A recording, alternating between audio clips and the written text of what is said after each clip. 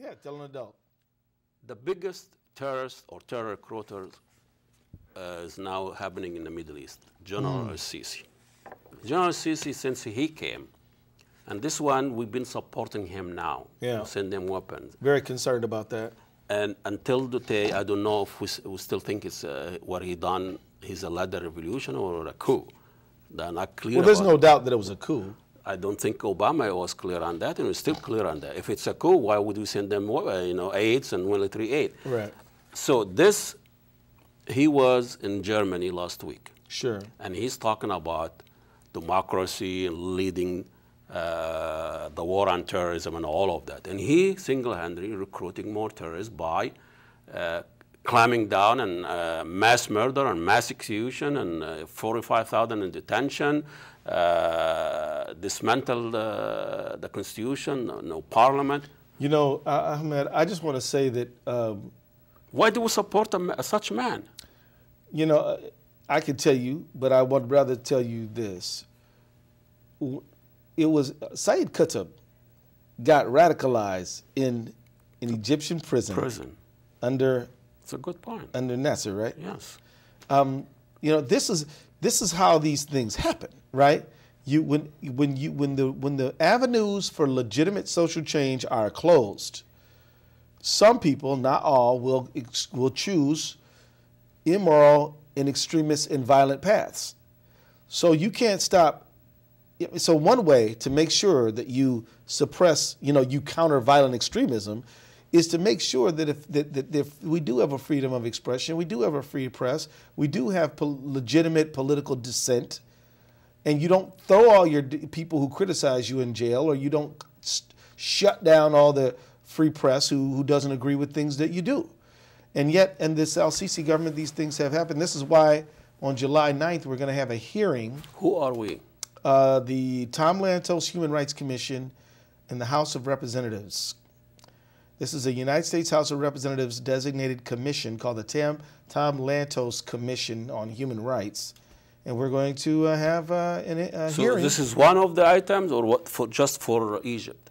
Egypt only. Egypt but we do a lot of people. We've done them in Burma. We've done them in Syria. We've done them in all over the globe. And the main objective of this is fact finding. It's informational. Yeah. But we're going to have people. No enforcement on any. Well, right, but you provide information to. Yeah, to have public hearing on what has happened in terms of detention. Can I talk about my nephew? Sure. You mean, here is, I know I've been self-serving and whatever, but I'm not about It's your show. Yeah, it's not my nephew, it's 45,000 people. Sure. But when you have 18 years old kid, a college student, he was in the same square as those people were cracked down, and you kidnap them. You put them in jail with thousands of people, common criminals. When they go there, 6 hours. Right.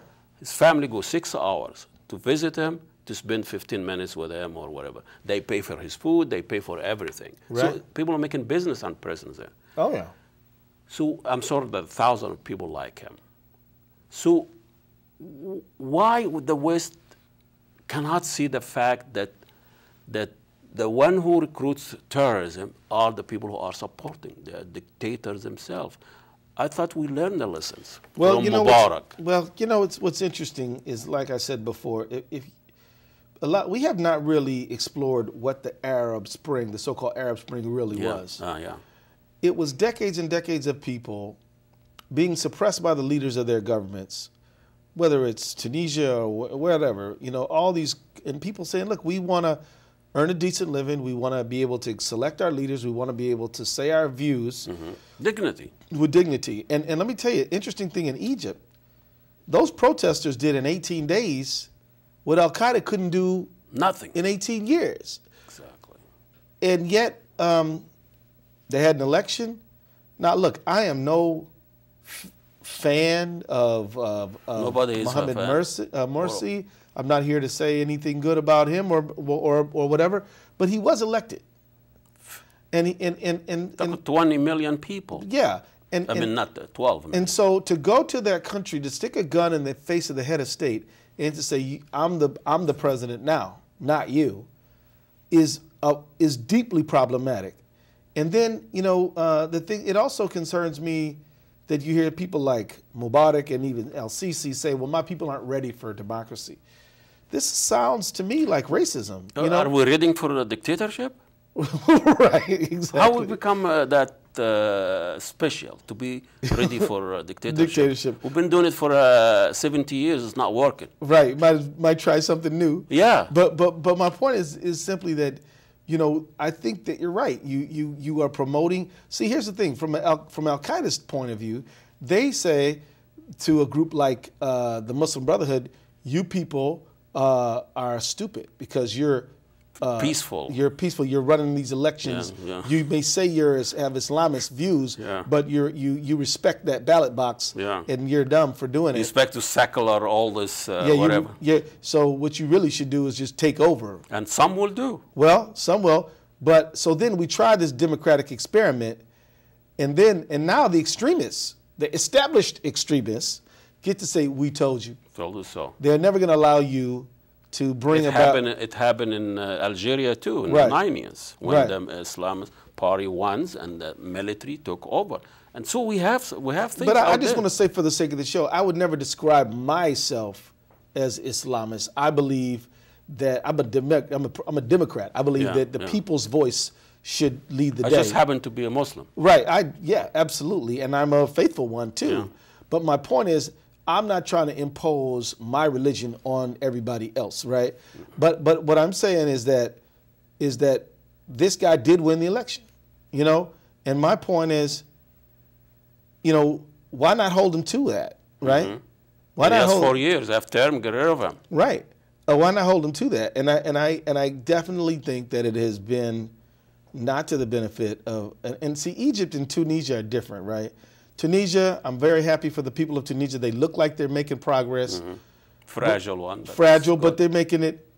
They have Inada there. They have other groups there. But they got the Sapsi. He was on the guy. He was alive when Ford was introducing the T-Mobile. And he's still around. Still around. But they accepted him because he was elected. Right. Okay. But the thing is, it's 10 million people. Now, it's important for those 10 million in the region, but Egypt is, you know, al dunya, you know.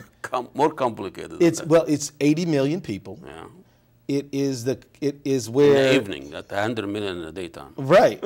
But it's where Africa and Asia and Europe all come together. Yeah. It's controls the seaway that connects the Mediterranean, the Indian Ocean. It has, I mean, you know, it's this great human heritage site. All these great, you know, things that have emerged from there. The history and the culture, and more equipped to. So if Egypt actually saw democracy take root and grow, it would have very important implications for the entire region.